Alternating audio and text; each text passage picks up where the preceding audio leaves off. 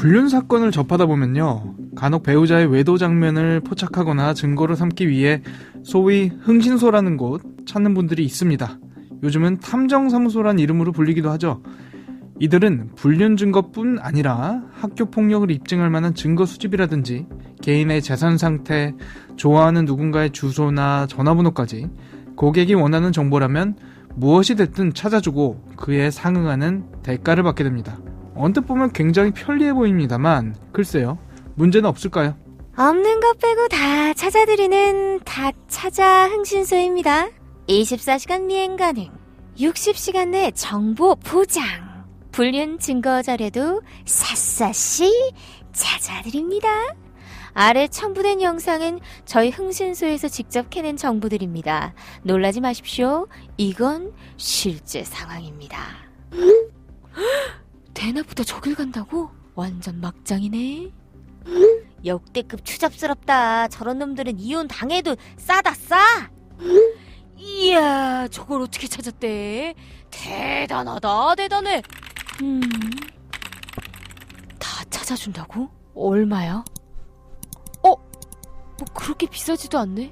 너 꼭 잡고 만다. 2021년 12월 한 여성이 헤어진 남자친구로부터 성폭행당하고 감금까지 당하는 사건이 발생했습니다.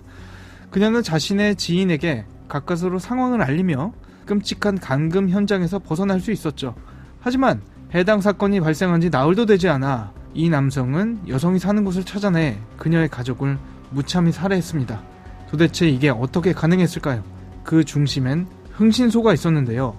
오늘 사건 엑스파일에서 이 문제 자세히 다뤄보겠습니다.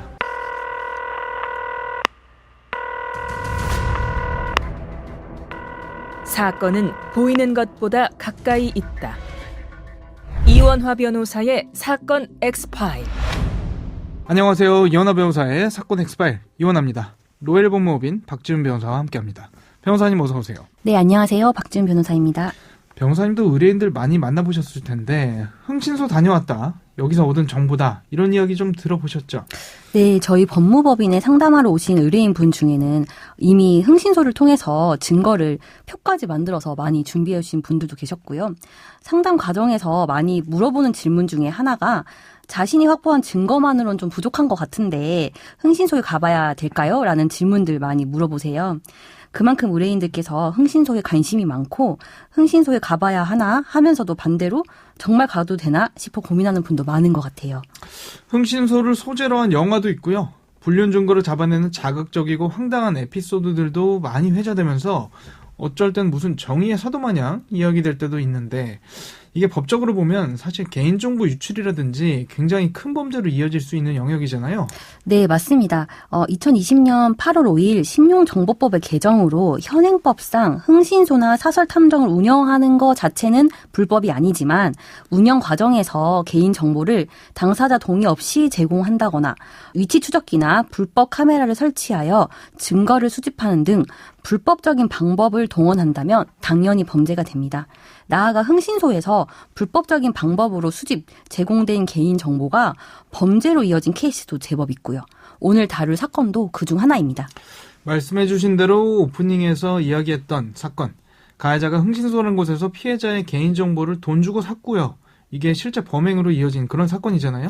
네, 맞습니다. 가해자는 이모 씨고요. 피해자는 이모 씨의 전 여자친구 A씨의 모친과 남동생입니다. 사건 당시 이모 씨는 A씨를 스토킹하고 있었는데요. 이모 씨는 흥신소를 통해 A씨의 집을 수소문했고 50만 원을 주고 A씨의 주소를 넘겨받게 됩니다. 이모 씨는 2023년 12월 10일 흥신소를 통해 넘겨받은 A씨의 주소로 찾아가 그곳에 있던 A씨의 모친과 10대 남동생을 흉기로 여러 차례 찔렀습니다. 흉기를 미리 준비한 계획적인 범행이었습니다. 어머니나 남동생은 어떻게 됐습니까? A씨의 어머니는 병원으로 이송되었으나 안타깝게도 끝내 숨졌고 A씨의 남동생도 중태에 빠질 만큼 큰 부상을 입었습니다. 하지만 A씨는 당시 현장에 없었기에 큰 화를 면할 수 있었습니다. 심지어 여기에 구청 공무원도 연루돼 있었죠? 네, 놀랍게도 흥신소에서 이모 씨에게 A씨의 주소를 넘겨준 배경에는 구청 공무원이 연루되어 있었습니다. 이 구청 공무원은 2019년부터 텔레그램 광고 등을 통해 알게 된 흥신소 관계자들에게 개인정보를 제공하고 있었는데요. A씨의 주소도 이 구청 공무원이 흥신소에 제공한 것이었습니다. 흥신소랑 공무원이 연결이 되거나 아니면 통신사 직원이 연결되거나 이런 사건들이 사실 굉장히 많아요. 일단 이 사건을 좀 더 살펴봐야 할 것 같습니다. 살인 사건이 발생하기 며칠 전, 사흘 전인가요? 스토킹했던 여자친구에게 신변보호가 내려진 상황이었다면서요. 무슨 일이 있었던 겁니까? 네, 어떻게 보면 이모 씨가 살인죄를 저지른 동기라고 볼 수 있는 사건인데요. 이모 씨가 A 씨의 집을 찾아가기 5일 전에 A 씨는 이모 씨의 집에서 감금당한 후 이모 씨로부터 폭행과 불법 촬영의 피해를 입었다고 합니다. 다행히 경찰이 출동해 간신히 빠져나갈 수 있었고 경찰에서는 그 후 A 씨에 대해서 신변보호를 의결했다고 합니다. 정말 너무 다행이다 싶은데 경찰은 어떻게 알고 왔던 겁니까? 네, 당시 A 씨는 이모 씨의 집에 감금되어서 자신의 휴대전화를 이모 씨에게 빼앗긴 상황이었기 때문에 온라인 메신저를 통해 친구에게 자신의 상황을 알리고 가족의 연락처를 전달하며 신고해달라 이렇게 부탁했다고 합니다. A 씨의 연락을 받은 친구는 즉시 A 씨의 가족에게 연락을 해 경찰에 신고를 했고요. 이로 인해서 경찰이 이모 씨의 집에 출동하였고 A 씨는 출동 경찰에게 이모 씨로부터 성폭행과 불법 촬영의 피해를 당하였다라고 진술했다고 합니다. 말씀해주신 여성의 진술을 들어보면 바로 긴급 체포됐겠다 싶은데 어떻습니까? 정말 A씨의 진술만 들으면 긴급 체포가 될 만큼 중대한 범행이지만 정말 안타깝게도 이모 씨는 경찰서에 이미 동행된 후 별도의 긴급 체포 없이 기가 조치되었습니다. 이모 씨는 경찰에게 자신은 성폭행을 저지른 것이 아닌 합의하에 성관계를 한 것이라고 주장을 했고 경찰이 육안으로 확인한 이모 씨의 휴대전화에는 불법 촬영물이 없었는데요. 따라서 경찰은 두 사람의 진술이 상반되고 이모 씨가 임의 동행 및 휴대전화 임의 제출에는 동의를 했다는 이유로 긴급 체포할 사안이 아니라고 판단한 거죠. 떳떳하게 행동했다 이거죠. 네. 네. 그런데 이번 사건의 경우 그냥 집으로 귀가 조치시킨 이 부분이 정말 더 안타까운 것이 만약 경찰이 다른 조치를 취했더라면 어쩌면 이 사건은 발생하지 않았을 수도 있겠다 싶거든요. 네, 맞습니다. 당시 경찰은 A씨로부터 피해 진술을 듣고 A씨의 얼굴과 몸에 있던 폭행 흔적까지 봤음에도 이모 씨의 주장을 너무 쉽게 믿고 안일하게 대처한 것이 아닌가 하는 비판을 피할 수는 없을 것 같습니다. 네. 경찰이 이 사건을 조금만 더 유심히 살펴 이모 씨를 긴급 체포하였다면 또 다른 더 큰 피해를 막을 수 있었을 것이라는 점에서 경찰의 부실 대처가 많이 아쉽습니다. 검찰은 사형 구형했다면서요? 네, 검찰은 이 사건을 A씨 어머니에 대한 보복 살인과 A씨 남동생에 대한 살인 미수, 그 외에 개인정보보호법 위반 등의 혐의로 기소를 했습니다. 보복 살인은 특별법에 따라서 일반 살인보다 더 가중되는 범죄로 사형, 무기 또는 최소 10년 이상의 징역에 처하는 중범죄고요. 검찰은 이만큼 이 사건이 극악무도한 범죄로 보아서 사형을 구형했습니다. 재판부 판단은 어땠습니까?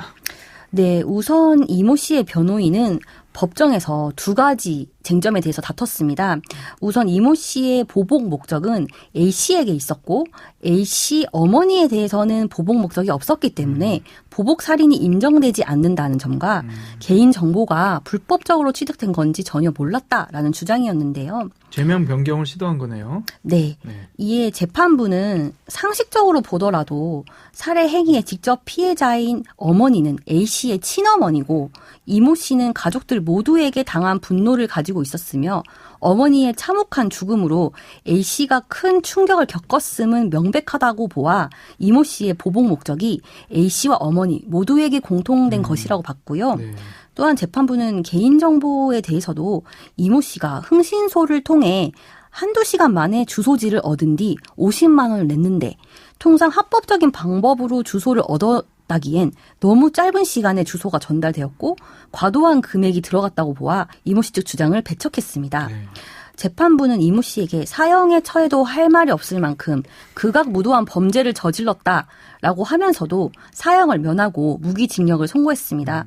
또한 재판부는 우리나라가 사형이 집행되지 않아 사실상 폐지 상태인 점을 감안하면 가석방 없는 무기징역을 위해 사형을 선고해야 되는 것이 아니냐라는 일각의 시선에 대해서는 입법의 문제라고 선을 그으며 가석방 없는 무기징역 효과를 위한 수단으로서 사형을 선고하는 것은 정도가 아니다라고 설명을 했습니다.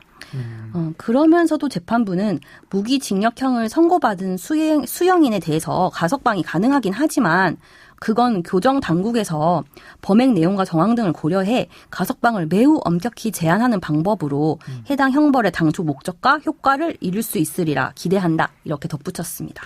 이 부분이 참 어려운 부분 같긴 합니다. 무기징역이 내려지더라도 한참 시간이 지나면 가석방되는 경우가 있잖아요. 그런데 가석방된 이후에 비슷한 범죄를 저지르는 경우가 종종 있다 보니까 사실상 사형이 집행되고 있지 않으니 사형을 구형하는 게 맞다라든지 혹은 가석방 없는 무기징역 이거 추진해야 한다는 이야기는 여러 번 나왔잖아요. 실제 정부안이 나온 적도 있습니다만 국회에서 통과가 안 됐던 거죠. 네, 2023년 10월에 가석방 없는 무기징역을 신설하는 내용의 형법 개정안이 법무부에서 발의돼서 국무회의까지 통과했으나 국회에서 이제 총선이 겹치면서 우선순위에서 밀려서 임기 만료로 폐기되었습니다. 최근까지도 무기형 수용자의 가석방 요건을 20년에서 30년으로 상향하는 형법 개정을 추진하는 것 외에는 큰 움직임은 없는 상황이고요. 박 변호사님 가석방 없는 무기징역, 종신형이라고도 하죠. 필요하다고 보세요? 사실 이건 아주 어려운 문제입니다. 가석방 심사는 사법부 판단 영역이 아니고 교정당국, 즉 법무부 소관인데요. 판결문에도 언급된 바와 같이 이 사건과 같은 죄질이 극악한 범죄로 무기징역을 받은 경우에 가석방 요건을 갖추더라도 실제 법무부에서 가석방을 허가할 가능성은 극히 낮습니다. 하지만 이제 사실상 사형 제도가 사문화된 우리나라에서 가석방 없는 무기징역을 도입하게 된다면 가석방 여부에 대해 사법부에서도 판단할 수 있는 권한이 생기게 되고 가석방의 가능성조차 남기지 않는다는 점에서 처벌의 의미는 훨씬 더 무겁게 다가올 수 있겠죠. 사문화된 사형 제도에 대한 처벌의 공백을 메울 수 있다는 점에서는 저는 조심스럽게 필요하다는 입장이긴 하지만 이는 사형 제도에 대한 선제적 논의와 더불어서 신중히 접근할 필요는 있어 보입니다. 네. 그리고 앞서 이야기 나왔던 흥신소 이야기 좀 해보겠습니다. 본인들은 아마 몰랐을 거예요. 자신들의 함부로 건넨 개인정보가 누군가의 목숨을 빼앗는 정보가 될 수 있다는 사실을 말입니다. 네, 흥신소 관련자들도 자신들이 건넨 개인정보가 살인에까지 이용될 것이라고는 예상하지 못했겠지만 이번 사건을 계기로 경각심을 가질 필요는 분명히 있습니다. 이 사건으로 이모 씨에게 개인정보를 건네준 흥신소 업자 윤 씨는 개인정보법 위반 등의 혐의로 징역 1년의 실형을 선고받았고요. 윤 씨에게 개인정보를 건네준 구청 공무원은 징역 5년의 실형을 선고받았습니다. 심지어 말씀해 주신 그 공무원은 이 개인정보를 흥신소에 넘긴 대가로 얼마를 받았냐. 청취자분들이 들으시면 진짜 황당하실 수도 있는데 단돈 2만 원이었다고 합니다. 살인에 쓰일 줄 몰랐다 하더라도 무지가 변명이 될 수 없는 거 아니겠습니까? 당연한 말씀입니다. 애초에 공무원이 개인정보를 흥신소에 넘기는 것 자체가 불법이고 살인에 쓰인다는 것까지 구체적으로 예상하지는 못했더라도 불법적인 곳에 사용될 수도 있다는 용인하에 이루어진 건 사실이니까요. 앞서 말씀드린 바와 같이 신용정보법이 개정되면서 흥신소업이나 탐정업을 운영하는 것 자체가 불법은 아니지만 반대로 이를 관리하거나 규율할 수 있는 제도도 없는 상황이거든요.